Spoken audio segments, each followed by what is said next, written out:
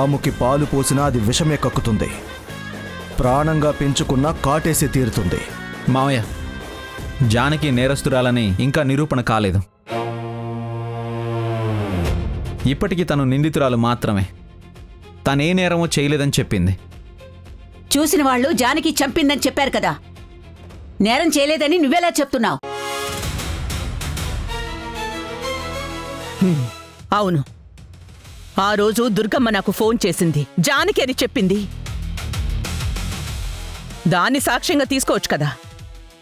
ఈ జానకి చెప్పిన జయసింహ ఆ రాత్రి పోలీస్ స్టేషన్లో ఉన్నాడు. దానికి సాక్ష్యం కూడా ఉంది. కానీ ఈ జానకి చెయ్యలేదు అనడానికి ఏం సాక్ష్యం ఉంది? నువ్వలా మాట్లాడుతున్నావు భార్గవ్. అయినా నువ్వు ధర్మపీఠం దగ్గర సమయం ఇచ్చావు కాబట్టి నేను మౌనంగా ఉన్నాను. కానీ జానకి ఈ ఇంట్లో ఉంటుంది అంటే మాత్రం నేను చూస్తూ ఊరుకోను. విన్నావు కదా బావా, మమ్మీని బాధ పెట్టే పని నువ్వెందుకు చేస్తున్నావు? ఆ జానికి నువ్వు అనుకున్నట్టు అంత మంచిదేం కాదు. అయినా జానికి పొగరేంటో తన ప్రవర్తన ఏంటో నీకు తెలుసు కదా. ఇదే ఇంట్లో నిన్నే ఎన్నోసార్లు ఎదిరించింది, నీతోనే గొడవ పడింది. అలాంటి పొగరుబోతూ అలాంటి పని చేయలేదు అంటే ఎవరు నమ్మరు.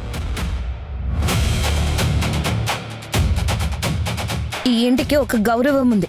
ఈ ఇంటిని అందరూ దేవాలయంలో చూస్తారు. అలాంటి ఇంటికి ఒక నేరస్తురాల్ని తీసుకొస్తే అందరూ ఏమనుకుంటారో ఆలోచించాలి కదా. Shut your mouth Kumuda.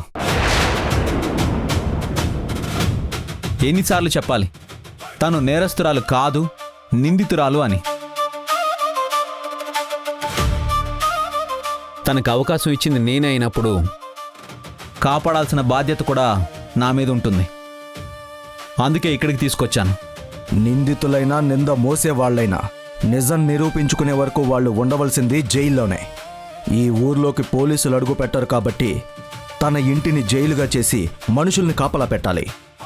కానీ ఇలాంటి మనిషిని మన ఇంట్లోకి తీసుకురావడం మంచిది కాదని నా అభిప్రాయం. విన్నావు కదా భార్గవ్, ఇంట్లో అందరిది ఒకటే మాట అయినప్పుడు ఆ మాటని కాదు అని ఈ జానకిని ఇంట్లోకి తీసుకొస్తే మేము ఎవ్వరం ఒప్పుకోం.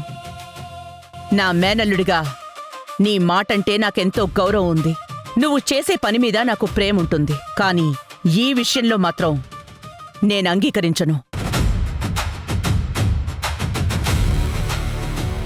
జానకిని ఇంటికి తీసుకురావడం తప్పు. జానకికి ఈ ఇంట్లో స్థానం లేదు. తనని మర్యాదగా పంపించేసేయ్. అత్తయ్య, ఈ ఇంట్లో మీ అందరితో పాటు నాకు కూడా హక్కు ఉంది అనుకుంటున్నాను.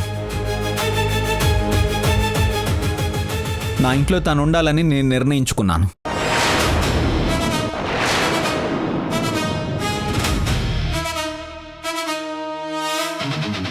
నా మాటను మీరందరూ గౌరవిస్తారనే నమ్మకంతోనే జానకిని ఇక్కడికి తీసుకొచ్చాను.